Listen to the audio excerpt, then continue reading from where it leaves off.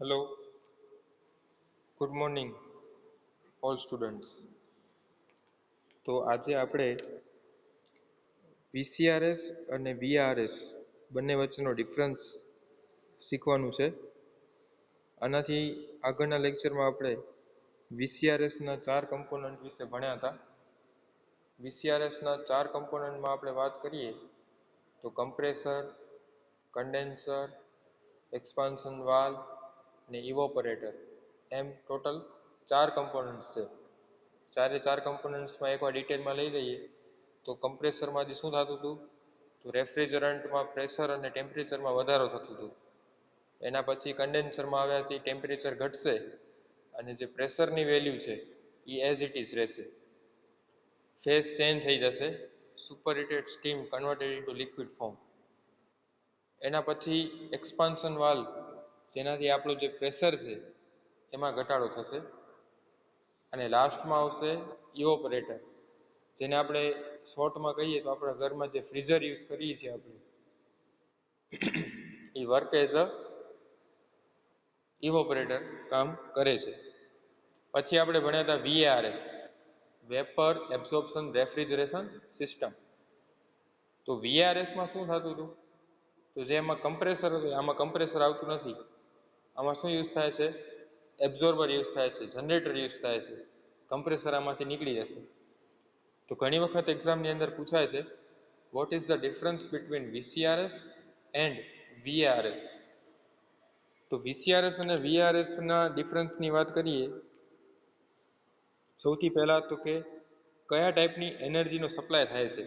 તો વીસીઆરએસમાં mechanical energy, જ્યારે vapour એબ્ઝોર્પ્શનમાં શું હોય છે? જનરેટર હોય છે. એટલે બટ ઓબ્વિયસ છે કે હીટર યુઝ થાય, એટલે મેઇનલી હીટ.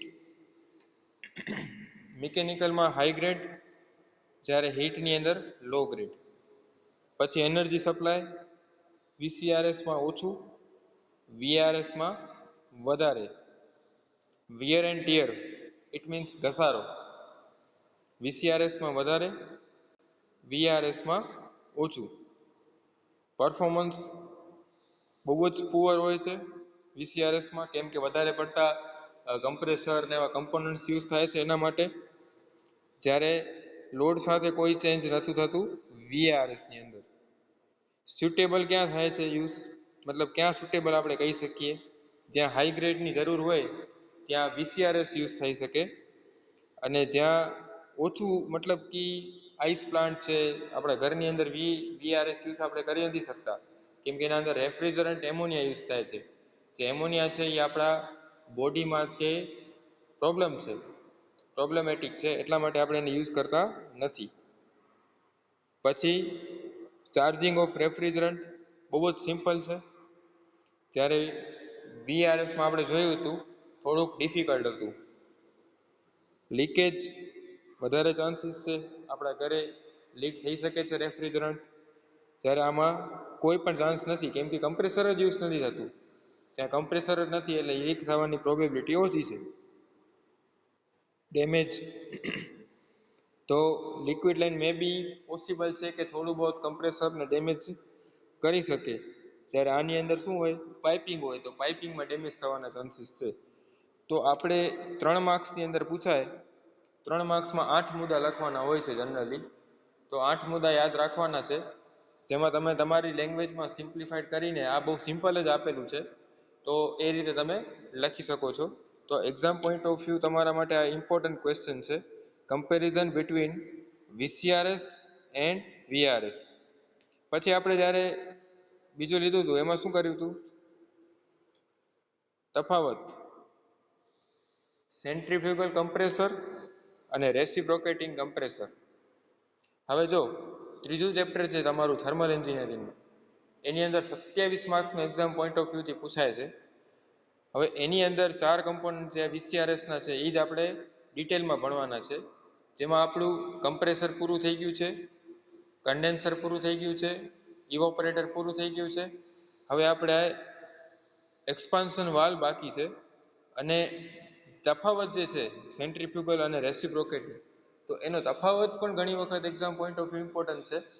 કે સેન્ટ્રીફ્યુગલ કમ્પ્રેસરનું વર્કિંગ આપણે જોયું તો વચમાં ઇમ્પેલર હતું, સેન્ટ્રીફ્યુગલ ફોર્સના કારણે વધારે કમ્પ્રેસ થતી હતી એર અને બહાર નીકળતી હતી. રેસિપ્રોકેટિંગમાં પિસ્ટન સિલિન્ડર એસેમ્બલી હતી અને પિસ્ટનની મુવમેન્ટના કારણે પ્રેશર જનરેટ થતું હતું અને એ રેફ્રિજરન્ટને પ્રેશરાઇઝ કરતું હતું.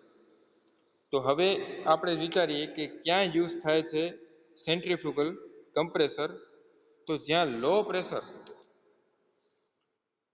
જો suitable four handling a large volume of air, મતલબ કે બહુ જ વધારે જરૂર હોય લો પ્રેશરથી ત્યારે સેન્ટ્રીફ્યુગલ, જ્યારે હાઈ પ્રેશર અને લો ડિસ્ચાર્જની જરૂર હોય ત્યારે રેસિપ્રોકેટિંગ કમ્પ્રેસરનો યુઝ થાય છે. પછી આપણે કરીએ ઓપરેશનલ સ્પીડ, તો સિમ્પલ વસ્તુ છે, તો બધાને ખ્યાલ આવી જાય કે જે રોટેટ કરતી હોય વસ્તુ એની સ્પીડ બાય ડિફોલ્ટ વધારે હોવી જોઈએ, એટલે યુઝ્યુઅલી હાઈ હોય એઝ કમ્પેર ટુ રેસિપ્રોકેટિંગ. આનાથી પણ વધારે એક્સેલની હોય, પણ એક્સેલનું જનરલી પૂછાતું નથી કમ્પેરિઝન. એક્સેલમાં ખાલી એમ પૂછી શકે કે એક્સેલ ટાઈપ કમ્પ્રેસર સમજાવો. જ્યારે સ્પીડ રેસિપ્રોકેટિંગની ઓછી હોય, એર સપ્લાય રોટેટિંગ મોશન છે ઇમ્પેલરમાંથી નીકળશે, કન્ટિન્યુઅસલી સપ્લાય થાય છે. આમાં શું હશે, પિસ્ટનની મુવમેન્ટ જ્યારે આગળના ભાગમાં આવશે એટલે ટોપ ડેડ સેન્ટર ઉપર આવશે એ જ વખતે હવાનો સપ્લાય થશે. પછી બેલેન્સિંગ, તો લેસ વાઇબ્રેશન છે સેન્ટ્રીફ્યુગલ છે એટલે. જ્યારે આમાં શું હશે, સાયકલ મતલબ કે એક ઝર્ક આવશે, જો સાયક્લિક વાઇબ્રેશન રેસિપ્રોકેટિંગમાં આવશે. પછી ક્વોલિટી, તો air delivery at relatively more clean, જ્યારે રેસિપ્રોકેટિંગમાં આપણે લુબ્રિકેશન ઓઇલ યુઝ કરીએ છીએ તો એ ઓઇલ સાથે થોડું મિક્સઅપ થતું હશે જનરલી, બરોબર. લુબ્રિકેશન સિસ્ટમ બહુ જ સિમ્પલ છે, રેસિપ્રોકેટિંગમાં કોમ્પ્લિકેટેડ છે. ફ્રી એર, તો સ્મોલ ડિસ્ચાર્જ હોય ત્યારે, એમાં સેમ લાર્જ ડિસ્ચાર્જ હોય ત્યારે. હવે મેઇન ખાસ યાદ રાખજો, ફ્રી એર હેન્ડેડ ડિલિવરી કેટલી, 2000 થી 3000 મીટર ક્યુબ પર મિનિટ જેટલું હોય છે સેન્ટ્રીફ્યુગલમાં. એક મીંડો કાઢી નાખો એટલે કે 200 થી 300 ની અરાઉન્ડ હોય છે રેસિપ્રોકેટિંગ કમ્પ્રેસરની અંદર. આ એક મોટો ચેન્જ છે. પ્રેશર કેટલો હોય જનરલી, તો 10 બારથી ઓછું, ઉપર જ લખેલું છે લો પ્રેશર. આમાં કેટલું હોય તો કે પ્રેશર સૌથી વધારે હોય, ડિસ્ચાર્જ સૌથી ઓછું હોય. કેટલું પ્રેશર હોય, 500 થી 800 બાર જેટલો હોય છે. 1 બાર ઇઝ ઇક્વલ ટુ બધાને ખ્યાલ હશે 10⁵ ન્યૂટન પર metre square. Usual standard of કમ્પેરિઝનમાં શું હતું, કઈ સાયકલ ઉપર વર્ક કરે છે, તો સેન્ટ્રીફ્યુગલ છે એ આઇસેન્ટ્રોપિક ઉપર કરે છે અને રેસિપ્રોકેટિંગ છે એ આઇસોથર્મલ ઉપર કરે છે. પહેલા મેં કીધું હતું isothermal process it means temperature remains constant, જ્યાં તાપમાન કોન્સ્ટન્ટ રહેતું હોય એ સાયકલને આપણે આઇસોથર્મલ સાયકલ કહીએ છીએ. એક્શન ઓફ કમ્પ્રેસર કેવું હોય, ડાયનેમિક. ડાયનેમિક એટલે સમય સાથે ચેન્જ થતું હોય, રોટેટિંગ મોશન થાય છે એટલે ડાયનેમિક. જ્યારે રેસિપ્રોકેટિંગ છે એ શું છે, પોઝિટિવ ડિસ્પ્લેસમેન્ટ કમ્પ્રેસર છે. તો આ બે વચ્ચેનો તફાવત થઈ ગયો સેન્ટ્રીફ્યુગલ કમ્પ્રેસર અને રેસિપ્રોકેટિંગ કમ્પ્રેસર વચ્ચે, કે બંને કેવી રીતે વર્કઆઉટ કરે છે. હવે નેક્સ્ટ ટોપિક છે આપણો કે જે આપણા ઘરે જે ફ્રીજ છે એના અંદર જે રેફ્રિજરન્ટ યુઝ થાય છે, તો એ રેફ્રિજરન્ટમાં કયા કયા ટાઈપના ગુણધર્મો એટલે કે એની પ્રોપર્ટીઝ શું હોવી જોઈએ. પ્રોપર્ટીઝ અલગ અલગ ટાઈપની હોય છે, થર્મોડાયનેમિક્સ, કેમિકલ, ફિઝિકલ, બધી અલગ અલગ છે. તો થોડું થોડું બધામાં કમ્પેરિઝન આવશે જ.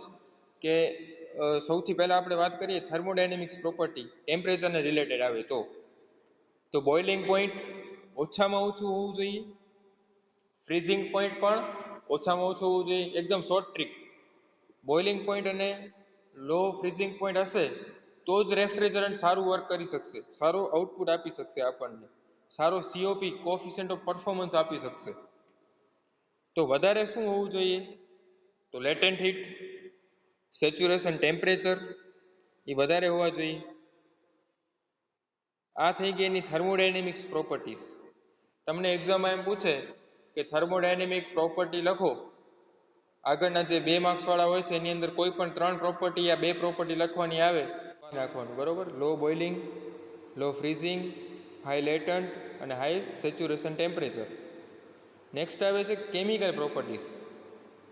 તો કેમિકલમાં શું હોય, તો સૌથી પહેલી મેન મુદ્દો ટોક્સિક ન હોવો જોઈએ, non toxic, non flammable, non કોરોઝિવ, કાટ ન લાગ મતલબ એના દ્વારા એના પાર્ટ્સ જે છે રેફ્રિજરેટરમાં કાટ ન લાગવો જોઈએ, અને no effect on the quality of store, એટલે ઓલા ફૂડ્સ ઉપર એની કોઈ ઇફેક્ટ જનરલાઇઝ ન આવવી જોઈએ. બરાબર, આ થઈ એની કેમિકલ. હવે આવે છે physical properties. Volume, specific volume ઓછું હોવું જોઈએ. જો સ્પેસિફિક વોલ્યુમ વધારે હશે તો કમ્પ્રેસરની સાઇઝ આપણે મોટી કરવી પડશે. એટલે કમ્પેરિઝન ટુ અધર્સ આની સ્પેસિફિક વોલ્યુમ ઓછું હોવું જોઈએ. સ્પેસિફિક હીટ પણ ઓછી જનરેટ થવી જોઈએ, એટલે ઓછી. થર્મલ કન્ડક્ટિવિટી એ વધારે હોવી જોઈએ. થર્મલ કન્ડક્ટિવિટી આપણે ભણી ગયા છીએ ફોરિયર્સ લો. ઓકે. વિસ્કોસિટી ઓછામાં ઓછી, અને હાઈ ઇલેક્ટ્રિકલ ઇન્સ્યુલેશન, એ તો બધાને ખ્યાલ આવી જાય. ઇન્સ્યુલેશન ઇલેક્ટ્રિકનો હોય તો જ મેળ પડે, એટલે હાઈ ઇલેક્ટ્રિકલ ઇન્સ્યુલેશન. બીજી કઈ કઈ પ્રોપર્ટીઝ આપણે જોઈએ વધારાની, તો કે જ્યારે લીકેજ થાય ત્યારે આપણે એને ડિટેક્ટ કરતા હોવા જોઈએ.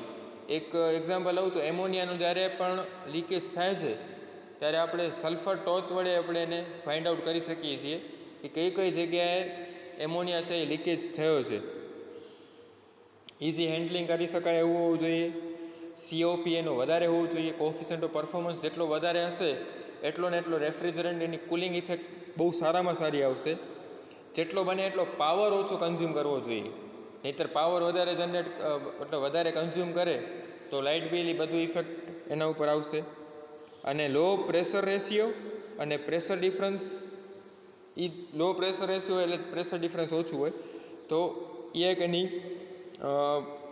અધર્સ આપણે કહી શકીએ કે પ્રોપર્ટીઝ છે. તો જો 4 માર્ક્સની અંદર એમ પૂછે તો પછી તમારે બધા જ મુદ્દા લખવા પડશે, અને બધામાં એટલીસ્ટ થર્મોડાયનેમિક્સ, કેમિકલ અને ફિઝિકલમાં 3 પ્રોપર્ટીઝથી 4 પ્રોપર્ટીઝ તમારે જે બી આવડતી હોય લખવાની છે ખાસ. તો આ થઈ ગઈ તમારી desirable properties of ideal refrigerant. હવે આમાં તમે જોઈ અને તમને કોઈ જો ડાઉટ હોય તો મને લેક્ચરમાં કહેજો, તો આપણે ડાઉટ છે એ સોલ્વ કરાવી દઈશું. નેક્સ્ટ લેક્ચરની અંદર આપણે વોટર કુલર અને આઈસ પ્લાન્ટ, આ 2 ટોપિક ખાસ ઇમ્પોર્ટન્ટ છે, એ ભણવાના છે. કે વોટર કુલર જે આપણે જનરલી જોતા જ હોઈએ છીએ રોજની જિંદગીમાં, તો રોજબરોજ લાઈફમાં જે આપણે આ યુઝ કરીએ છીએ વોટર કુલર, એ કેવી રીતે વર્ક કરે છે, એમાં પણ આ 4 કમ્પોનન્ટ આવે છે. પણ એ 4 કમ્પોનન્ટની સિસ્ટમ અને અરેન્જમેન્ટ છે એ કંઈક અલગ છે, તો એ શીખવાનું છે. Thank you so much.